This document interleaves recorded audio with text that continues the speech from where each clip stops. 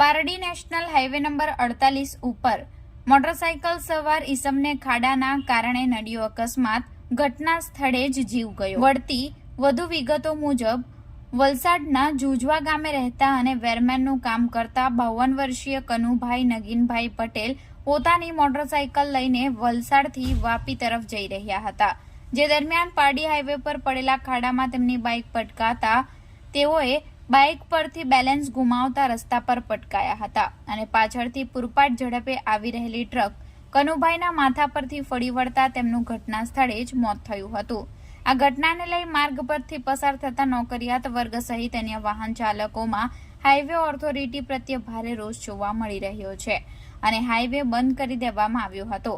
બનાવ બાદ સ્થળ પર પહોંચેલી પોલીસે લોકોને સમજાવી હાઈવે ખુલ્લો કરાવ્યો હતો।